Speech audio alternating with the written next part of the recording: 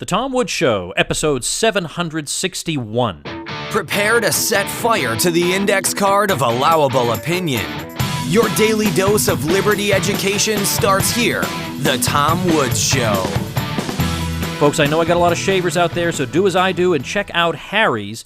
Sign up for one of their shave plans. They'll send you their free trial set for just 3 smackers for shipping, including a free gift when you use coupon code WOODS. Check them out at harrys.com. Hello, everybody. Tom Woods here. I am back from the Contra Cruise, which was the single best event of the past 200 years. If you talk to people who went to this thing, they're going to say wonderful things about it. I am so thrilled and excited with how much fun everybody had. It was vastly better than Bob and I ever dreamed it would be. And wait till we get some video and testimonials to you. It was unbelievable how great it was. It was such a wonderful time for so many reasons. I want to thank everybody who came. We had a nice big crowd. We had people asking, what is the Contra Cruise? Because, of course, everybody's walking around with these T-shirts on. And we had the occasional straggler listening in on some of our Q&A sessions. So a lot of fun. Bob Murphy won 3rd place in the ship-wide karaoke competition. So the entire ship, 3,000 passengers, Bob actually came in 3rd place, and I think he was robbed, by the way. I think he should have been 1st or 2nd. But anyway, tremendous time. If we were to do it again, I hope you can join us because you'll see what I mean. You'll say, my gosh, I can't believe I didn't come the first time. One casualty, unfortunately, of the cruise was the microphone that I used to record a lot of these episodes. It's my own fault. I'm an idiot. I packed it carelessly. By the time I got it back, it was not being recognized by either computer that I use, and USB microphones are actually not easy to find. You have to send away for them, basically. You might say, oh, I'll just go to Best Buy, but how many people are looking for a USB microphone? Not a whole lot. So they tend not to be in stock, or you have to order them at the store. I did find one about 30 miles from me, something like that. It took me about 45 minutes each way to grab a microphone for today at least. So yesterday I could not put out an episode. I had no microphone. So I've got something to hold me over for a few days. I'm not totally sure how it sounds because I got to get rolling with the episodes here. I think it's okay. I'm going to have this as my spare. My real microphone is coming in the mail in a couple days. But anyway, so that's why I wasn't able to do an episode the other day. But I learned a lesson. Always have a spare for a situation like this. You can't tell when something like that's going to happen. It's a hard item to find. It takes a few days to come in the mail. So I'll have a spare. Well, today I thought I would talk about an article that I saw that really made me think. And I'm going to tell you that I don't have any clear answers to this. So if it sounds like I just wandered around some ideas and just thought out loud, that's exactly what I'm doing. Because on this, I want to come right out and admit I don't feel like I have all the answers. Sometimes I give the impression that I have all the answers. I don't. And in particular, in this area, I definitely don't have all the answers. I want to tell you, by the way, that this week is going to be the last debate episode, right? Because the last presidential debate is coming up this Wednesday night. So Thursday morning, we'll get you that debate episode with Lou Rockwell and me. So that will be episode 764. So please watch for that. Got some other fun things coming up also this week. But anyway, and another ebook, if you can believe that. I got another ebook coming out. I can't stop myself. What can I say? The article I'm talking about, though, today, I'm going to link, obviously, at tomwoods.com/761. It's called Why I Won't Be Voting, The Real Reason Libertarians Don't Matter, by Brittany Schaefer. And the gist of the article is this, that in the past, she had been, the author, had been a non-voter, and she decided when Ron Paul ran for office, ran for president, that she would in fact advocate voting and participating in the system because she thought that supporting Ron Paul could have real practical effects in the world that would be entirely benign. So any things having to do with the war on drugs, war itself, the federal government and its various agencies and curtailing or abolishing them. And it's true, just like her, I got some flack from libertarians as well, from some libertarians, for advocating voting for Ron Paul, if you can believe that. There were people who thought that by even voting for Ron Paul, you are consenting to the system and this and that, which always struck me as a leftist argument. We shouldn't be making that argument. It's the left that says that you're consenting to the system and you're making all kinds of ideological statements simply by voting, whereas I view myself as being placed in an impossible situation, and I'm going to use every means available to try to lift the burden on myself, even if those means are provided to me by my oppressors. Might as well use them, better than not using them, is my view. If there's anything that can improve my material condition, why not try it? That's my view. That was Lysander Spooner's view also. So there are a lot of people on both sides of this question, but there's definitely a vocal minority of libertarians who are absolutely opposed to voting. So Brittany Schaefer said, I think you can vote for Ron Paul. But she's now evolved still further on the question, and she says that I've had a closer look at how the system works, and I believe I have a better understanding of why this system of electing representatives, especially at the federal level, can never be an effective way of achieving liberty. Now, she's saying that's not to say that a local ballot initiative couldn't do some good from time to time. Sure. And we've seen that in the relaxation or repeal of various laws across the country. But these are entirely different from presidential elections. Then she said that someone unnamed high up in a Republican political campaign had said that the reason there isn't more of a libertarian angle in the messages that you hear from Republican candidates is that libertarians don't vote, and that's why they don't matter. Libertarians don't vote, and that's why they don't matter. Well, that's why she wrote the article, was to argue that it may be true that libertarians don't matter, but it's not because they don't vote. And she says, think about what politicians who seek office care about.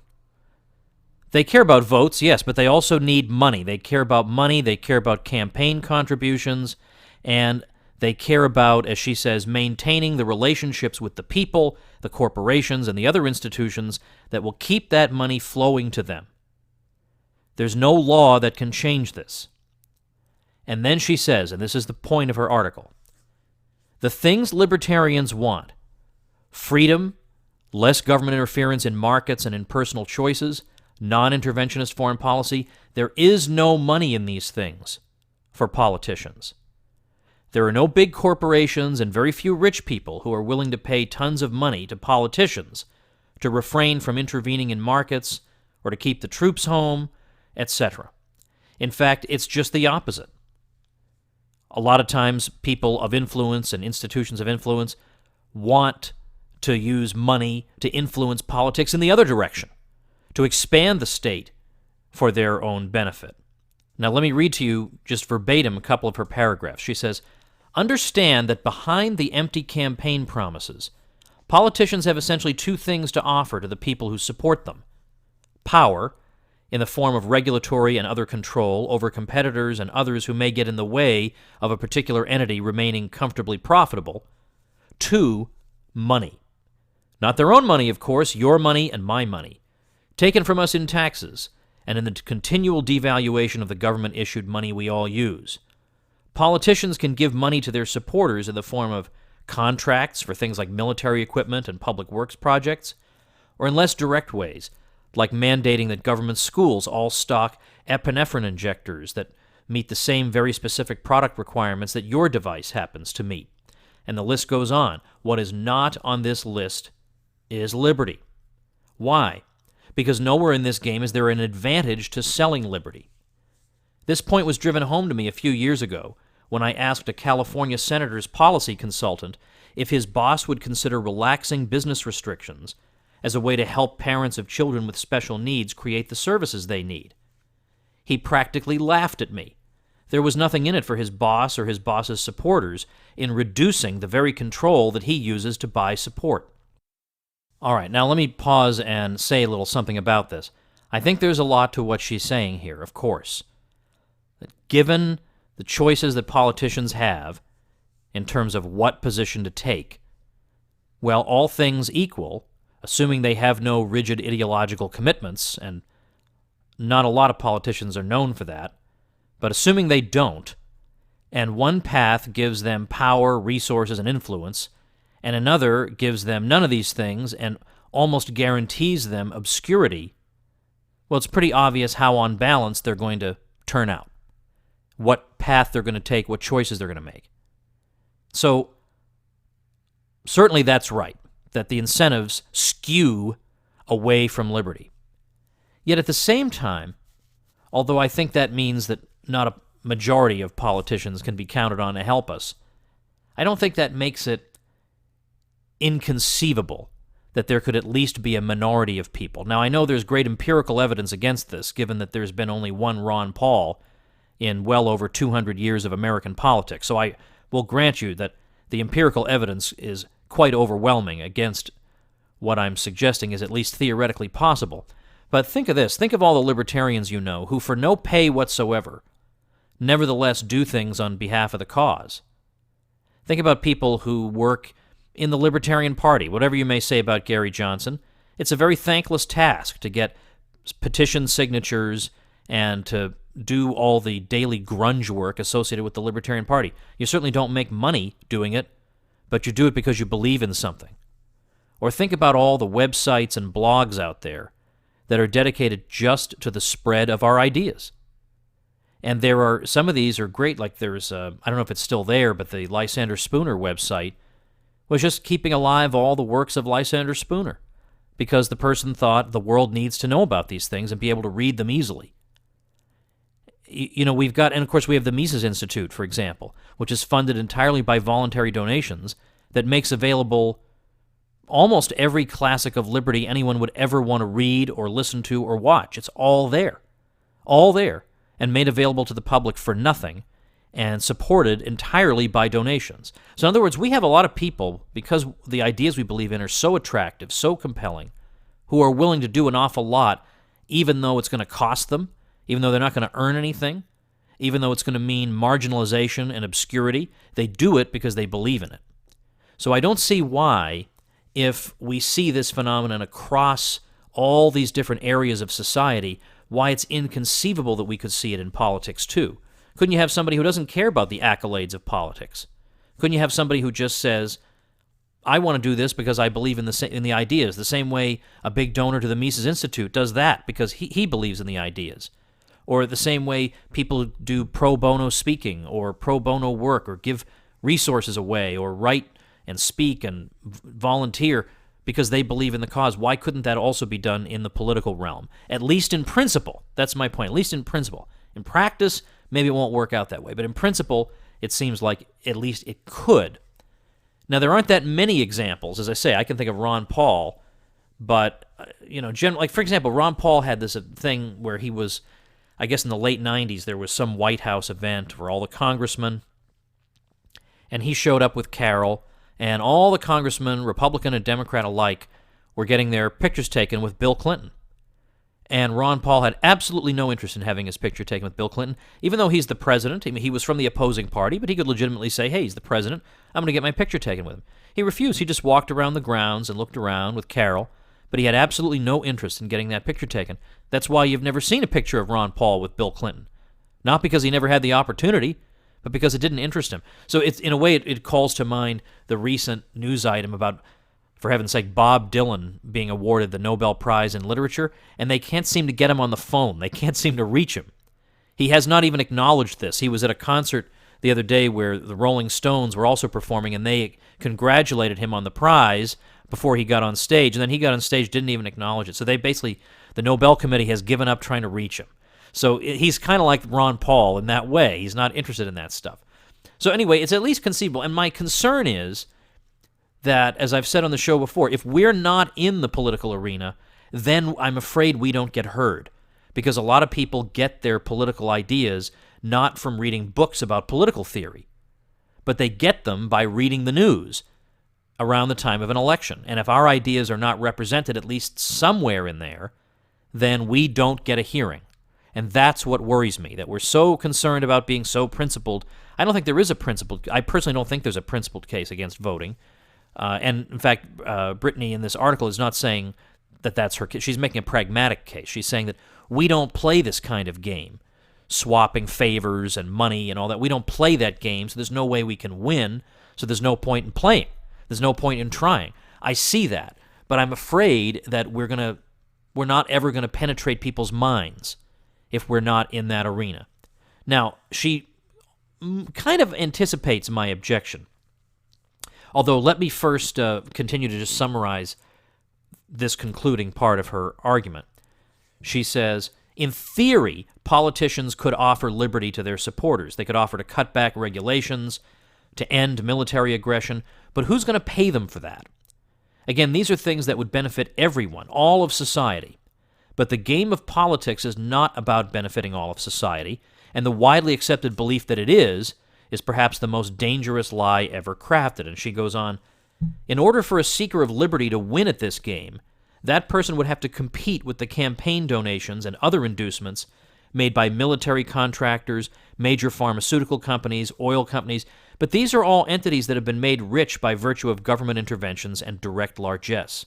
How can a liberty seeker hope to offer the same level of financial inducements to politicians as these people when they are not also on the receiving end of the government slush? This is the real reason that libertarians don't matter in the political sphere. It's not because they don't vote. It's because they don't participate in the real game of politics, the interest-driven game that can never reward a player who wishes to dismantle the very engine of that game. People win at the game of politics by buying and selling political power over other people's lives and resources. A player who wants to reduce that power will not find themselves rewarded within that game. They will find themselves spat out of it. And the harm that's done, you may say, well, what harm can it do if I cast a vote? She says, here's the harm. You're perpetuating a lie that voting can be an effective way of advancing liberty, and in so doing, you're helping to direct people's energy and focus away from efforts that actually do have the potential to advance liberty. So she then points out examples of people who are advancing liberty, and here I'm drawn back into her argument. She talks about Dale Brown of the Detroit Threat Management Center. Remember, that was thought of as one of the best episodes of this show that I've ever done, so I'll try and remember to link to that. There are a number of other people mentioned. I mean, we can't all be Edward Snowden or Julian Assange, but they're examples of people who are doing something a little bit more important than voting. Or the 10th Amendment Center, which is not really focused on presidential politics. She's kind enough to mention me, which I appreciate, the Mises Institute as well, the Foundation for Economic Education, and then she says every homeschooling mom and dad in the country. And that's an excellent point. Because obviously, if you can help a young person to be able to see the full picture of society, not the distorted one you get in school, but both sides of these important questions, that's vastly more important than any vote you'll ever cast. Vastly more important, and certainly more significant. Your vote is never going to make a difference. But who knows if that one person who has the opportunity to hear our ideas may make a difference. And for heaven's sake, I can't think of who it was, but I'm sure it's been more than one person who has looked back on the millions, tens of millions, hundreds of millions of dollars that have been blown over the years on presidential politics and political donations in general. And then thought, what if we took that money and we used it to create a full-blown, whether it's homeschool curriculum or academy or some kind of free online education or whatever, something that could benefit tens of millions of people and get our ideas out there alongside the boring, predictable mainstream ideas about history, economics, and all down the line of disciplines. That would have made a vastly bigger difference in the world if we had spent even a quarter of that money on a project like that. There are all kinds of projects that if we funded them with even 10% of the money that's spent on presidential politics, we would make a noticeable and clear difference in American history. It would be a watershed moment. And so, as I think that through, I think to myself, well, maybe she is right after all. Maybe this is a big waste of time. When you compare the money that's been spent on it to what it might have been spent on otherwise, Think of all the different ways you think we could advance liberty if only we had the resources. Well, in a way, we would have the resources if we'd been keeping our eye on the ball and not getting distracted by politics. So as you can see, I'm of two minds on this, and I'm not sure I can resolve this here right now, but I wanted to think it through, to talk it through a little bit here. So I'm glad she raised these issues in my mind. I'm just going to have to continue thinking about them. You should check out the article at tomwoods.com/761. I want to share another thing with you. This one, totally ridiculous. But first, let me thank our friends at Harry's who have once again helped out the show. I was just reading in my private Facebook group, somebody wrote, "So we bought the Harry's shave sets for myself and my 2 teenage sons through the Tom Woods discount. Truly the best shave I've ever had." This is right from my private Facebook group. Truly the best shave I've ever had, plus the show discount saved us more than 25 smackers. Thanks. Well, his thing says $25, but I like to convert that to smackers. There's a 1-to-1 exchange ratio between them. Harry's has basically got me back into shaving with a blade. I used to shave always with electric, but I've started shaving with a blade again because we all know it's better, just that in the past, I would shave with a blade and just look horrible. I was just bleeding everywhere, and it was just a total mess and embarrassing and awful. But I'm getting just like this guy, I won't mention his name, I didn't ask him, but just like this member of my supporters group, I'm getting the best shave I've ever had. And it's a nice feeling, and it's smooth and wonderful and clean, all great. Well, they've got a special deal. They're giving away a free trial set when you sign up for one of their shave plans. That set includes a razor, a 5-blade cartridge, and shaving gel. And plus, if you use code WOODS at checkout, they'll throw in a post-shave balm, which feels very nice, by the way. They'll throw that in for free as well. All you got to do is pay 3 smackers for shipping, and you get all those goodies. How do you do that? Check out harrys.com. It's HARRYS.com, and use coupon code WOODS, and you are off to the races, and you can be just like me in a shave sense. All right, what have I got here? I think I'm probably going to send this out as an email with a little additional commentary, so do open it when it arrives. But I just saw this. This is an article from a professional journal, an academic journal. And, these are the journals that you're supposed to write for if you want to get tenure, if you want to be taken seriously, if you want to have your work subject to peer review. You have an article published in a scholarly journal. This journal is called Geohumanities, and the article is by 2 professors, Lisa Jordan Powell and Elizabeth S.D. Engelhardt. And the article, this is from Volume 1, Issue 2, 2015, is called, I'm not kidding. The article is called The Perilous Whiteness of Pumpkins. Now, I want to read to you the abstract. And as I'm reading this to you, I want you to think, if you were going to write an abstract of a paper that was as ludicrous as you could make it, and that was as much of a parody as you could possibly be of this kind of person and that kind of article title, could you improve on this? So, here we go. This article examines the symbolic whiteness associated with pumpkins in the contemporary United States. Starbucks Pumpkin Spice Latte, a widely circulated essay in McSweeney's on decorative gourd season, pumpkins in aspirational lifestyle magazines, and the reality television show Punkin Chunkin provide entry points into whiteness pumpkin connections. Such analysis illuminates how class, gender, place, and especially race are employed in popular media and marketing of food and flavor. It suggests complicated interplay among food, leisure, labor, nostalgia, and race. Pumpkins in popular culture also reveal contemporary racial and class coding of rural versus urban places. Accumulation of critical, relational, and contextual analyses, including things seemingly as innocuous as pumpkins, points the way to a food studies of humanities and geography. When considered vis-a-vis violence and activism that incorporated pumpkins, these analyses point toward the perils of equating pumpkins and whiteness. I haven't got the slightest idea what that is supposed to mean, but that is the actual abstract of an actual scholarly article. One of the two authors is John Shelton Reed, Distinguished Professor of Southern Studies in the Department of American Studies at the University of North Carolina at Chapel Hill. So in case you think I'm cheating by picking somebody from Podunk University, I am not. So when you think about people who say, we need more money in higher education, we need to make it free or whatever, you're subsidizing that. That's what these people are doing all day.